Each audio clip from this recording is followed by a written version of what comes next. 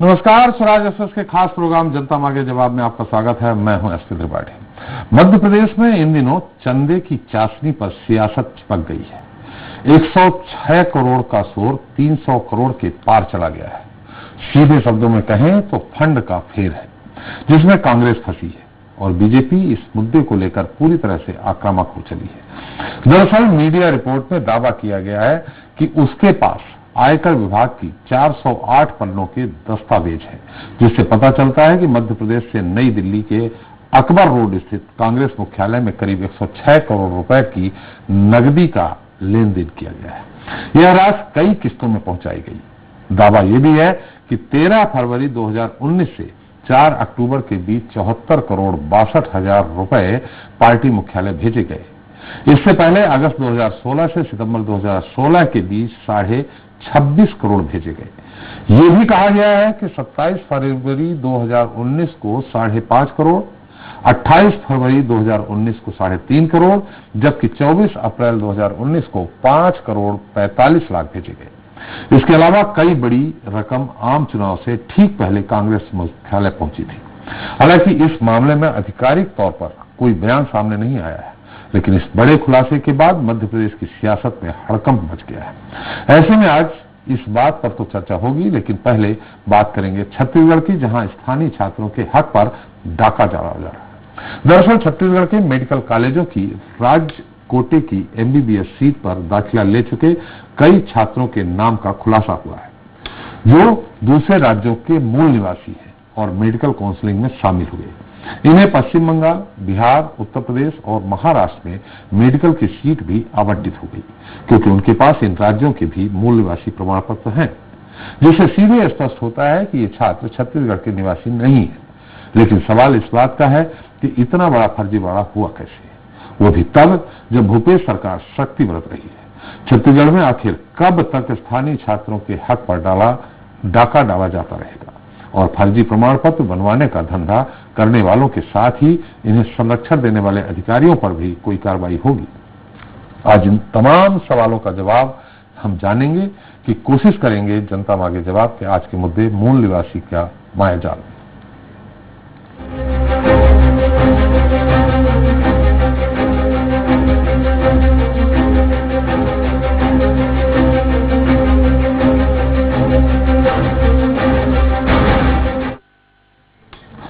तो छत्तीसगढ़ में NEET qualify छात्रों के हक पर डाका डाला जा रहा है। दरअसल प्रदेश का कट ऑफ कम होने के बाद दूसरे राज्यों के छात्र फायदा उठा रहे हैं। राज्य कोटे की जो 82% सीटें हैं, उन पर दोहरे डोमोसाइल वाले छात्र कब्जा कर रहे हैं। वहीं हैरानी वाली बात यह है कि इस बात की जानकारी काउंसलिंग कमेटी को नहीं है। ऐसे में अब कमेटी को कटघरे में खड़ा किया जा रहा है। साथ ही सवाल उठाया जा रहा है कि सालों से फर्जीवाड़े का रैकेट चल रहा है, तो विभाग ने कोई ठोस कदम क्यों नहीं उठाया। सवाल ये भी है, जो नियम बने हैं उनका पालन क्यों नहीं हो रहा। उल्टा हर साल नियम तोड़कर स्थानीय छात्रों के हक पर डाका क्यों डाला जा रहा है। चलिए इस गंभीर मुद्दे पर चर्चा शुरू करें। उसके पहले देख लेते हैं रिपोर्ट।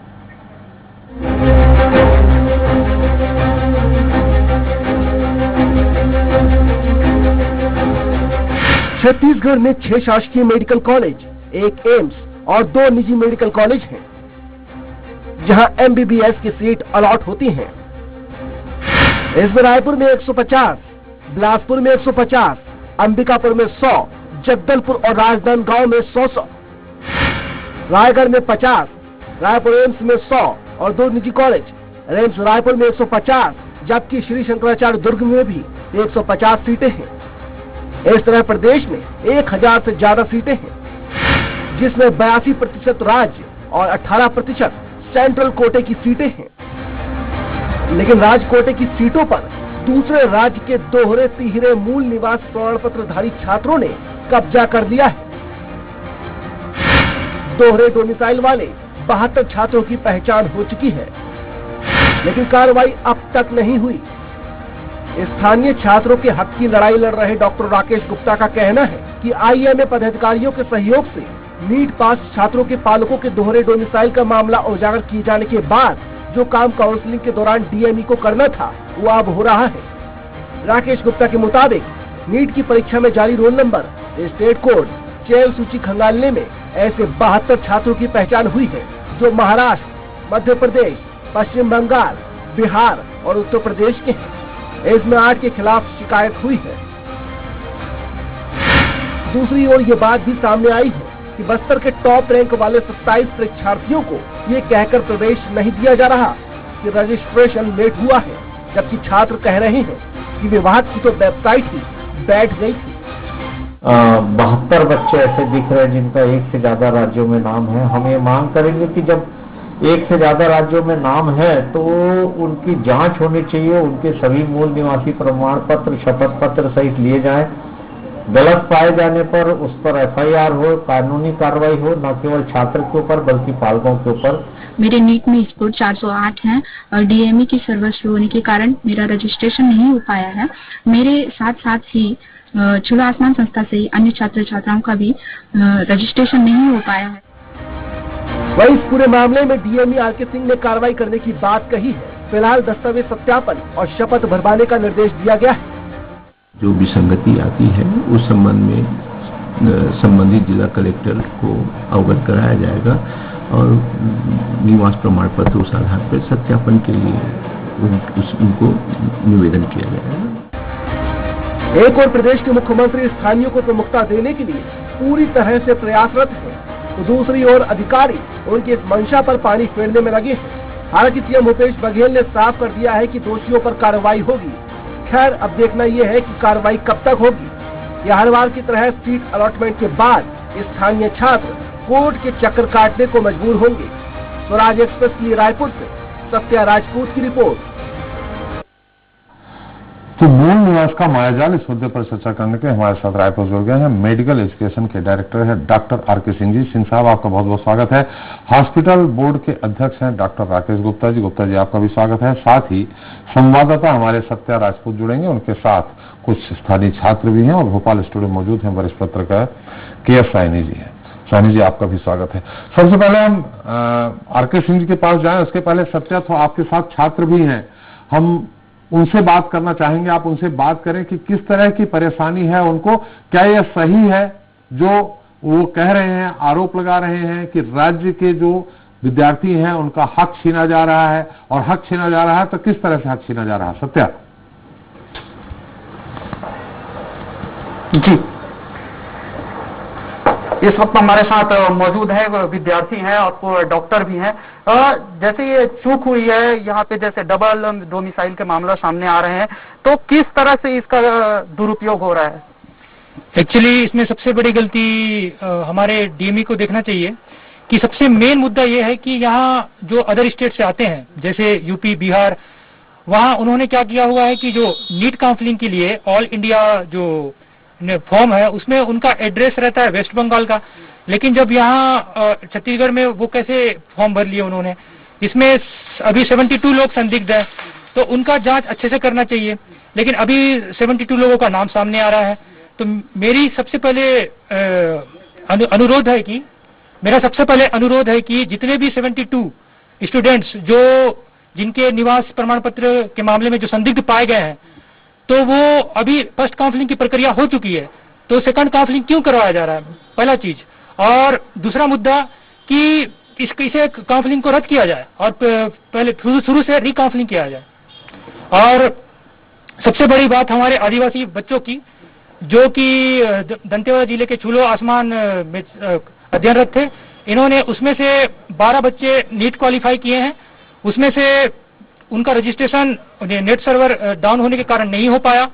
उसमें सबसे मेन आपका DME सर्वर का डाउन होना, और दूसरा कि दंतेवाड़ा जैसे दुरुस्त नक्सल क्षेत्र में वहाँ इंटरनेट कनेक्टिविटी वैसी नहीं हो पाती, और वहाँ के जितने भी छात्र हैं वो सभी छात्र छुलो आसमान में अध्ययनरत हैं, और छुलो आसमान जो संस्था है वो सरकार के द्वारा चलाई जा रही है।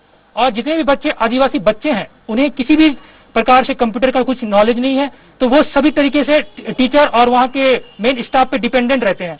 अगर उन बच्चों का फॉर्म टीचर्स ने भरा है या जो भी वहाँ की अथॉरिटी है वहाँ उन्होंने भरा है, तो इसमें बच्चे की कोई गलती नहीं है, इसमें दंतेवाड़ा प्रशासन की त्रुटि हुई है। तो इसके लिए मैं चाहता हूँ कि आदिवासी बच्चों को मौका मिले और इनके साथ न्याय हो, और इन्हें वापस रिकाउंसलिंग कराया जाए और इन्हें मौका दिया जाए। मैं ये जानना चाहूंगा, ये जो 72 बच्चे संदिग्ध बता रहे हैं, ये देखिए, मेरे साथ तारकेश सिंह जी भी जुड़े हैं, डायरेक्टर मेडिकल एजुकेशन, उनसे मैं सवाल करूंगा। ये जो 72 बच्चे बता रहे हैं वो इस साल के हैं कि इसके पहले भी जो एडमिशन लेते रहे हैं उनके भी हैं?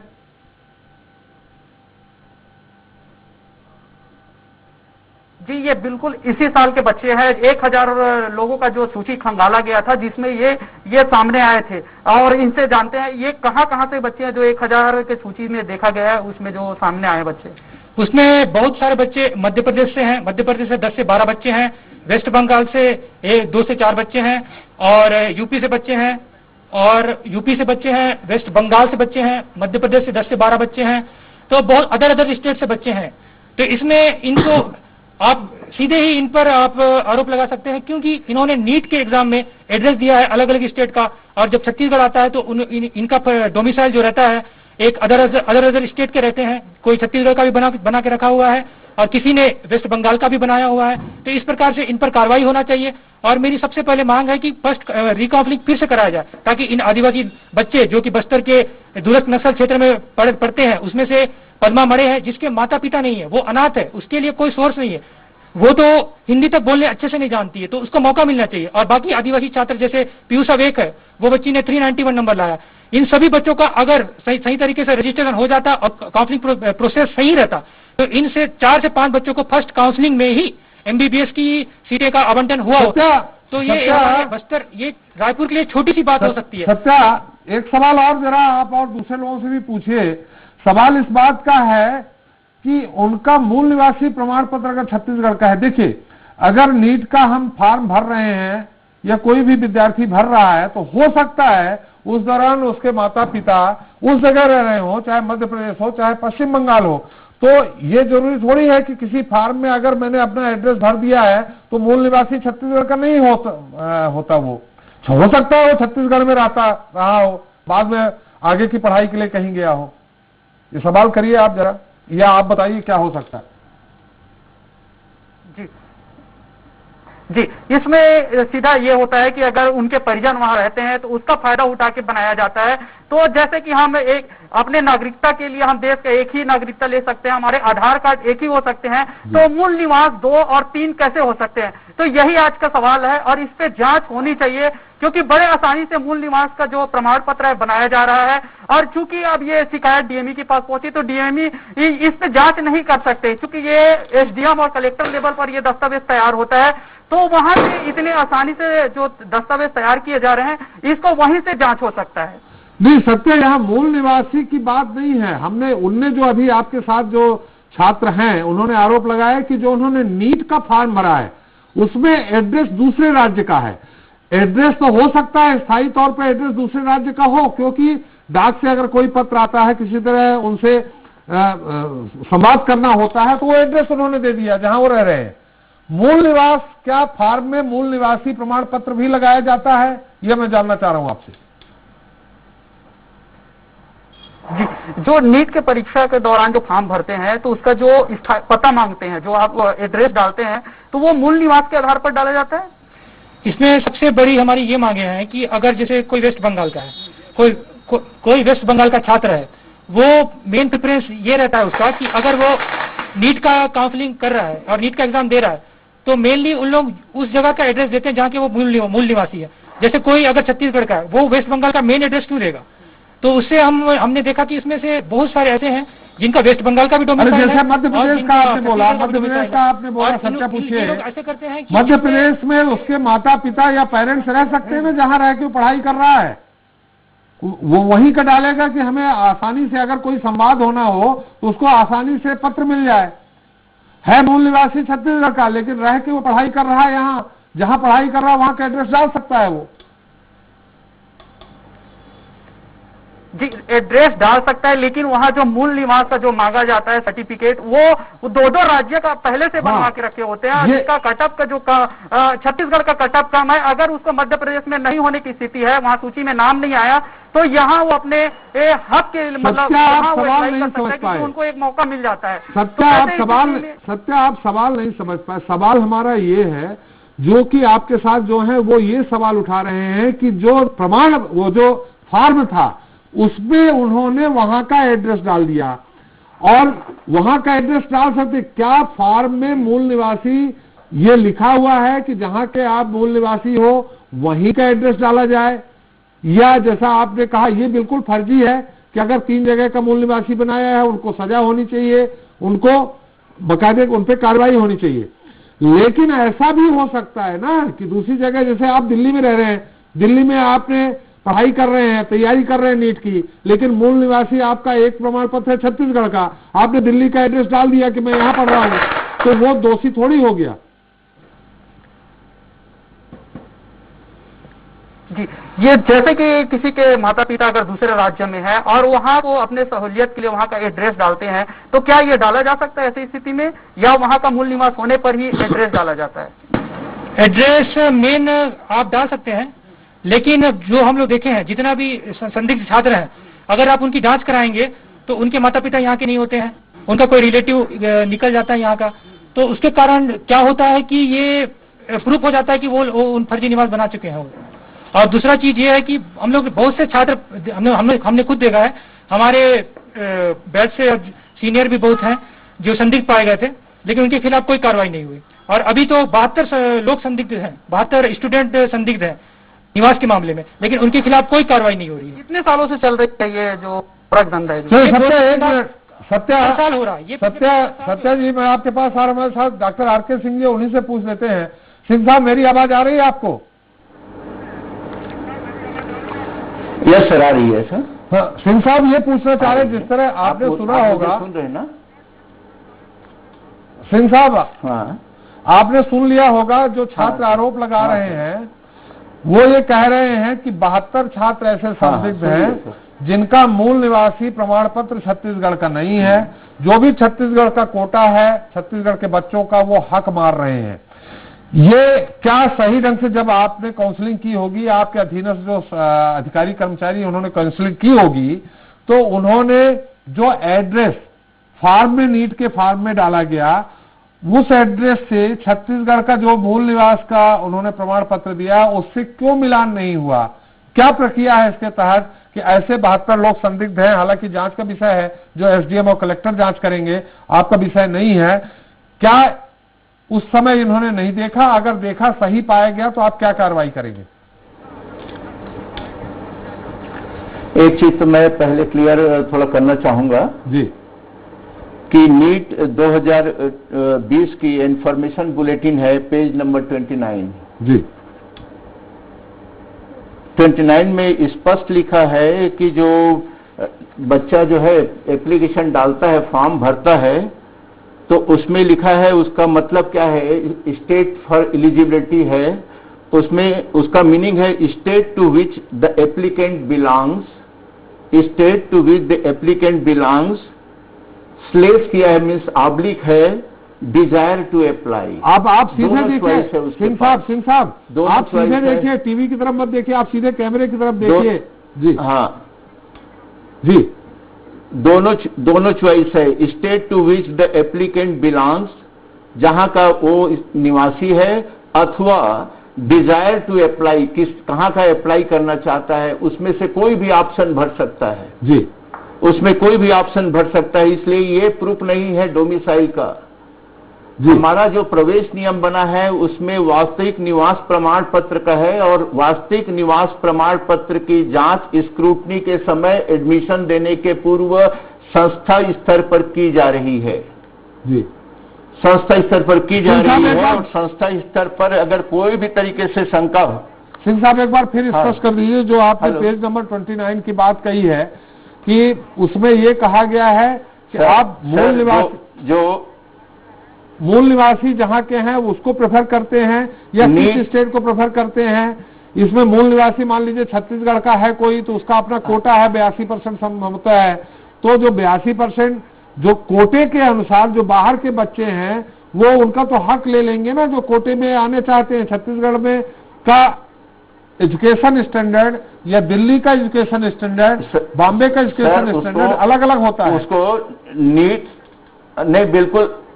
बिल्कुल सही है। नीट 2020 का जो इंफॉर्मेशन बुलेटिन है उसमें इसका स्टेट को दोनों में से किसी को भर सकता है, जी state to which the applicant belongs, जी जिस स्टेट को वो निवासी है उसको, अथवा डिजायर टू अप्लाई, जहां के लिए, जिस स्टेट के लिए आवेदन करना चाहता है, जी ये दोनों है, स्लेस करके दिया हुआ है।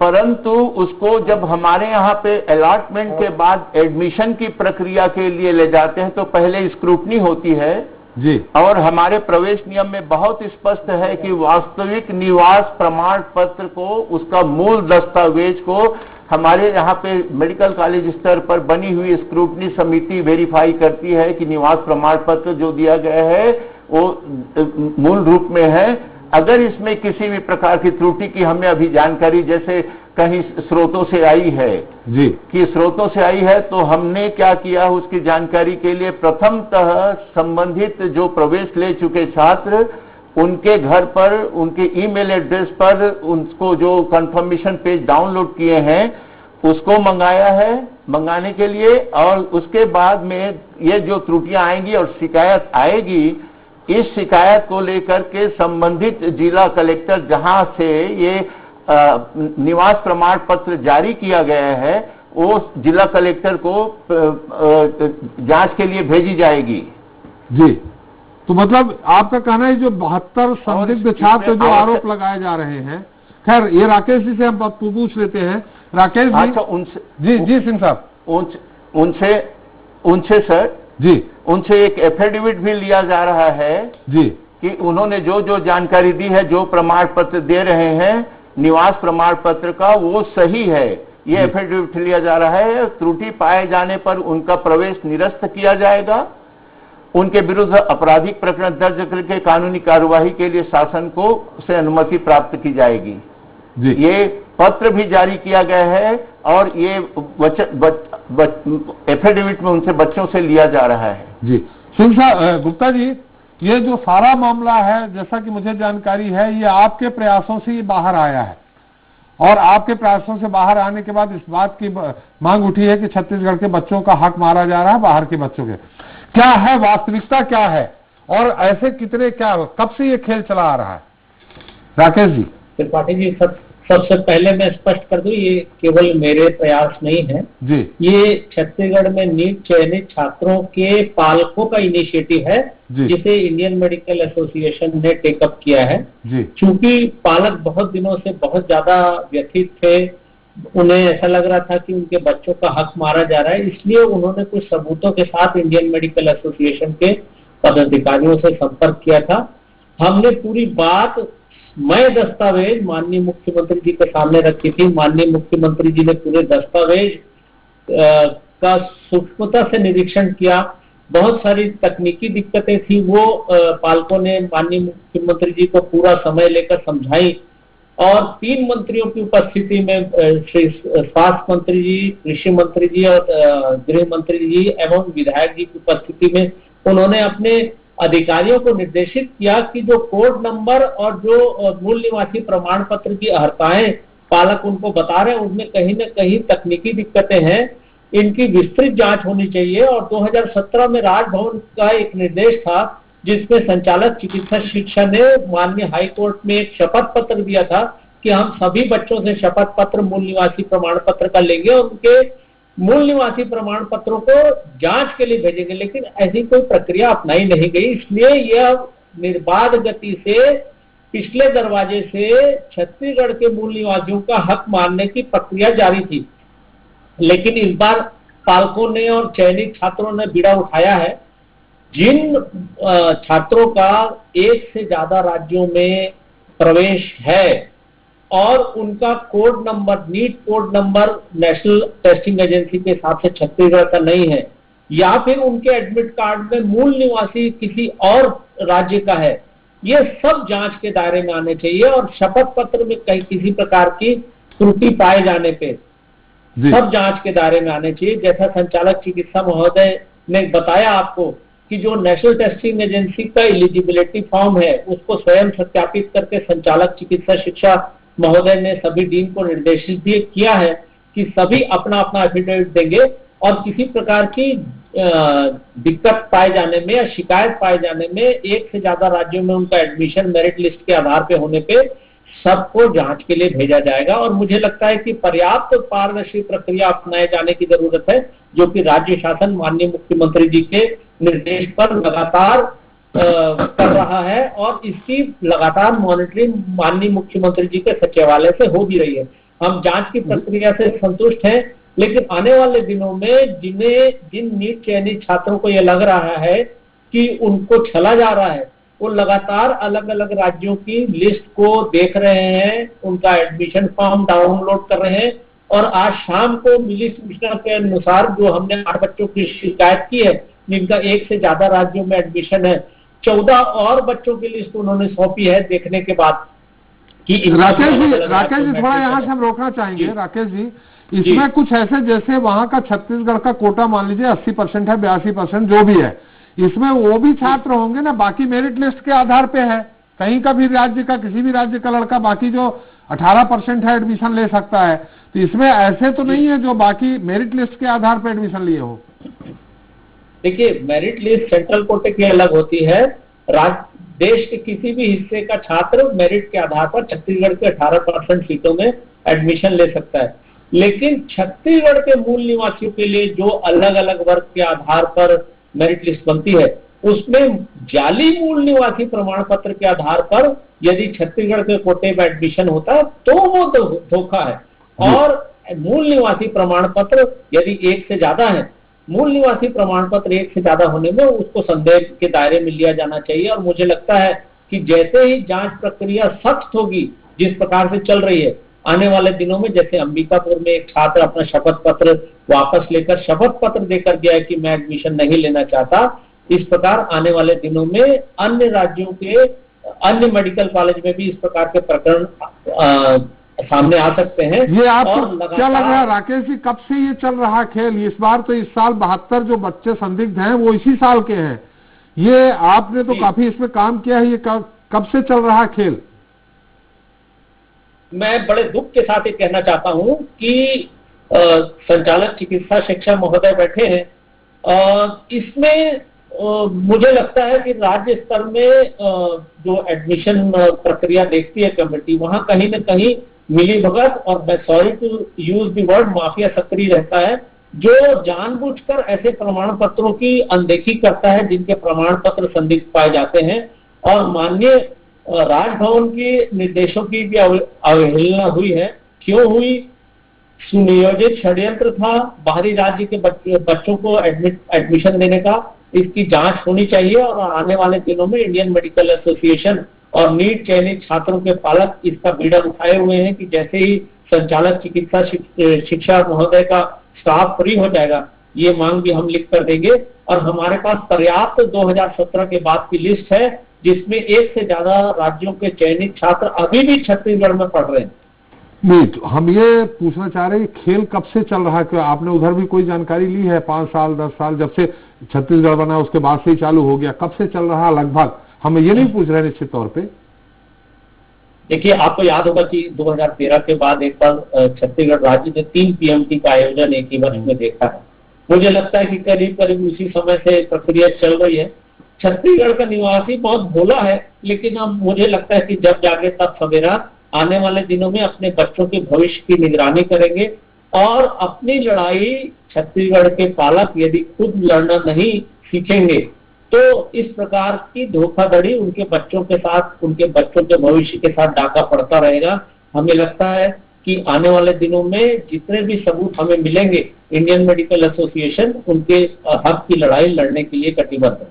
चलिए, हमारे सिंह साहब एक बार फिर हम जानना चाहेंगे, जिस तरह राकेश जी ने कहा, आप इस बार के जो एडमिशन 72 बच्चे संदिग्ध हैं, उस आपने कहा कि उनके खिलाफ आपराधिक प्रकरण भी दर्ज कराने के लिए अनुमति मांगी जाएगी। उन पे दर्ज करा देंगे आप प्रकरण, लेकिन अगर उसके पहले जैसा 2013-2014 के बाद से ऐसी शंका जाहिर की जा रही है कि पहले भी एडमिशन हुए हैं, अब प्रत्यक्ष रूप से न सही अप्रत्यक्ष रूप से राकेश जी ने यह भी कह दिया है कि इसमें एक माफिया सक्रिय है जो विभाग से जुड़ा हुआ है। अगर ये सत्य पाया जाता है तो क्या पुराने बच्चे जो 3rd year 4th year 2nd year में हैं, जो पढ़ रहे हैं गलत मूल निवासी, उनका भी एडमिशन कैंसिल होगा? सबसे पहले तो मैं राकेश जी को ही धन्यवाद दूंगा कि उन्होंने इस बात को बहुत अच्छे से उठाया था और उनके आईएमए के साथ हम लोगों की बैठक भी हुई जी। परंतु ये बात मैं यहाँ पर क्लियर कर देना चाहूंगा कि 2020 की स्थिति में मैं इस वर्ष अभी नया 1-2 महीना पहले ही डायरेक्टर मेडिकल एजुकेशन के इसमें आया हूं पद पर। इसके पूर्व की ज्यादा जानकारी मुझे नहीं है, लेकिन अगर शिकायत मिलेगी तो निश्चित रूप से जांच कराई जाएगी जी। नहीं सिंह साहब, और इस बार सिंह साहब मैं आरोप आप पे नहीं लगा। सिंह साहब मेरी आवाज सुन लीजिए। हाँ सर, मैं आप पे आरोप नहीं लगा रहा हूँ। डायरेक्टर कौन है ये नहीं, कुर्सी है डायरेक्टर जिसपे आप बैठे हुए हैं, उस पे कोई बैठा हो, आज आप बैठे हैं, उन सब समान है। बात इस बात की है कि आप आज की स्थिति में डायरेक्टर हैं, ऐसे में 4 साल पहले अगर एडमिशन हुआ है, मूल निवासी प्रमाण पत्र गलत दिया गया है, तो वो उस छात्र पे भी एक्शन होगा क्या? उसको भी निलंबित करेंगे, उसको भी हटाएंगे, उस पर भी अपराधी प्रकरण दर्ज करेंगे? यस सर जी। यस सर, जो गलत है गलत हुआ है और गलत है तो उस पर कार्रवाई होनी चाहिए और मेरे संज्ञान में आएगा तो मैं कार्रवाई करूंगा जी। राकेश जी आप कुछ कहना चाह रहे हैं? मैं सिर्फ इस वर्ष के लिए सर 1 सेकंड चाहूंगा जी जी। मैं इसके लिए एक बार स्पष्ट करना चाहूंगा थोड़ा सा, इसलिए कि मैं मात्र 1.5 माह 2 माह पहले ही यहाँ पर आया हूँ और स्थिति की प्रक्रिया करने में अभी समय लगा है। और जैसे ही मुझे डॉक्टर राकेश जी के द्वारा पे जानकारी दी गई और उन्होंने बहुत अच्छे तरीके से बात में हम लोगों के बीच में चर्चा हुई कि क्या किया जाए, कि क्या रास्ता ढूंढा जाए, और उन रास्ता निकालने के बाद में सभी कॉलेज महाविद्यालय को शपथ पत्र लेने का, उनको बच्चे एडमिट लिए हैं, एडमिशन लिए हैं, उनके ईमेल से जानकारी प्राप्त करने का और उन पर और आगे की जो कार्रवाई होगी उसके लिए हम लोग निर्णय करते हैं। सिंह साहब, तो ये बात नहीं है कि इसमें हम लोग आगे जांच नहीं कर रहे हैं। सिंह साहब एक छोटा सवाल यहाँ ये भी है, सवाल इस बात का है, अभी जो छात्र कह रहे थे कि बस्तर के 12 बच्चे ऐसे हैं जो क्वालिफाई कर गए हैं, मेरिट में हैं, लेकिन ऑनलाइन वो रजिस्ट्रेशन नहीं करा पाए थे, जिसके कारण आपकी वेबसाइट उस दौरान हैक थी या बंद थी, जो भी है। तो क्या उनके लिए कोई आप अलग से प्रावधान करेंगे कि ऐसे बच्चे, आदिवासी बच्चे, फिर से उनको हक मिल सके, उनका एडमिशन हो सके? मैं इसके लिए बताऊं सर जी। पहले जब हम लोगों ने अपना जो डेट डिक्लेयर किया उसमें हमारे सर्वर में कुछ प्रॉब्लम आया, तो उसको देख करके हम लोगों ने 2.5 दिन उसका 12 से लेकर के 15 तारीख तक के डेट बढ़ा दी थी जी। और इस बीच में 12 तारीख से 1021, 13 को 1161, 14 को 1040 और 15 को जो मात्र बचे थे 211 बच्चे जो फॉर्म भरे थे, वो हिट करके एप्लीकेशन उसको अपना रजिस्ट्रेशन करा लिए हैं। नहीं, जो आरोप लगा था वो ये था कि जहाँ के बच्चे हैं हुआ है, सिंह साहब, जहाँ के बच्चे हैं वहाँ इंटरनेट की भी सुविधा नहीं है, ऐसे में उनका कुछ करेंगे क्या? ठीक है, ये आपकी गलती नहीं, मैं मान लेता हूँ, लेकिन अगर उनको सूचना नहीं मिली है, नेट की व्यवस्था उनके पास नहीं रही है, वो सुदूर अंचल से आते हैं, आदिवासी बच्चे, उनके लिए कुछ करेंगे क्या अलग से प्रावधान? ये तो आप मुख्यमंत्री जी से भी बात करके कर सकते हैं। ये इसमें सर जो नियम उसका है, क्योंकि हम लोग MCI NMC की बॉडी से रेगुलेट होते हैं नियम से, और उसके बाद में सरकार जो भी उसमें निर्णय लेगी उसके लिए पालन करेंगे और उन चीजों को बच्चों का एडमिशन जो पिछले साल का है 2019 का और 2020 का, उसकी भी तुलना हम बता देते हैं। तो इसमें ST का जो बस्तर जिला का ज्यादा ST है, पिछले साल में 747 था, इस साल इसका 780 है, 780 है जी। और SC में पिछले साल 529 था, इस साल 641 है जी। चलिए ये मुद्दा नहीं है। OBC का पिछले साल ये हम जानकारी नहीं चाह रहे हैं। हाँ। साहब में कोई चाह रहे हैं तो शासन इस पर जी नहीं सर, शासन इस पर जो निर्णय लेगी सर उसमें ये है। और अभी हमको कुछ ऐसे छत्तीसगढ़ राज्य अनुसूचित जनजाति आयोग के भी सदस्यों से पत्र प्राप्त हुआ है जी। तो उसमें उन्होंने लिखा है कि छू लो आसमान आवासीय संस्था के जी जिला दंतेवाड़ा से लिखित में शिकायत कर आरोप लगाए गए छात्राओं के द्वारा जी कि छू लो आसमान आवासीय संस्था के शिक्षकों की लापरवाही से ऐसा हुआ है जी। इन शिक्षकों से ने सभी का रजिस्ट्रेशन संस्था के तरफ से करवाने की बात छात्राओं और उनके पालकों से कही थी और अंत तक गुमराह करके रखा। इस कारण से छात्राओं का रजिस्ट्रेशन समय पर नहीं हो सका। जी लिए तो वही उनके लिए उन्होंने पिछले साल 5000 जो जी जी सिंह साहब ये तो अलग मुद्दा है, यहाँ तो मुद्दा दूसरा तो था। इसमें क्या है जी जी नहीं इसमें मैं थोड़ा क्लियर करूं सर कि इसमें सर्वर चालू था और सर्वर अच्छे तरीके से काम कर रहा था। मैं ये कह रहा हूं जो 12 के बाद में 12, 13, 14 को जो चला है सर्वर उसमें कहीं कोई रुकावट नहीं थी और डेट इसीलिए बढ़ाई गई थी हमारे स्तर पर कि वो बच्चे जो फॉर्म नहीं भर पाए हैं वो लोग फॉर्म भर लें।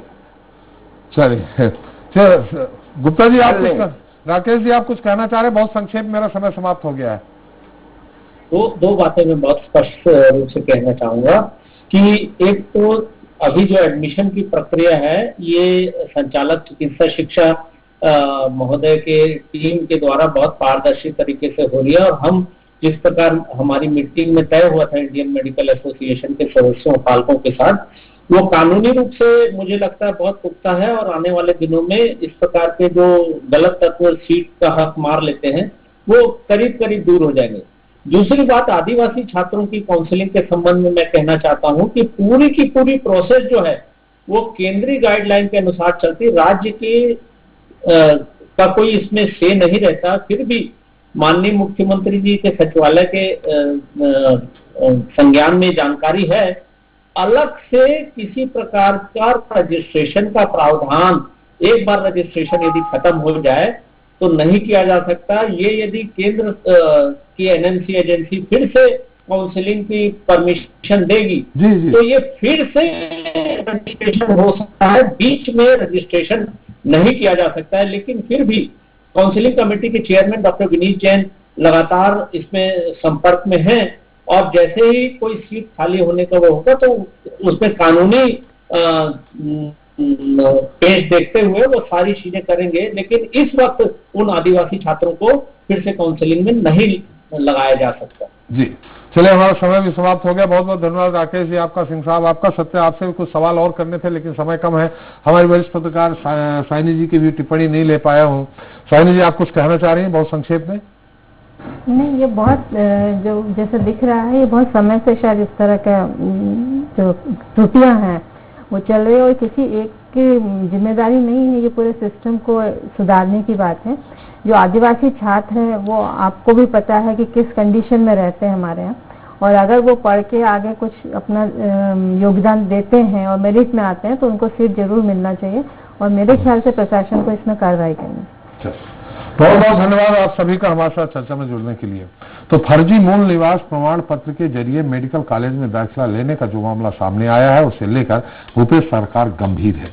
मुख्यमंत्री ने खुद कहा है कि जो भी दोषी होंगे उन पर कार्रवाई होगी, लेकिन सवाल यह है कि क्या जांच ठीक ढंग से होगी, क्योंकि ये कहानी आज की नहीं बल्कि सालों पुरानी है। सालों से स्थानीय छात्रों के हक पर डाका डाला जा रहा लेकिन कभी कोई एक्शन नहीं लिया गया। खैर, अब जब सीएम भूपेश एक्शन मोड में है तो देखना है कि क्या निष्कर्ष निकलता है और उन अधिकारियों पर भी कोई कार्रवाई होगी जिनके संरक्षण में मूल निवास का मायाजाल फलता फूलता रहा।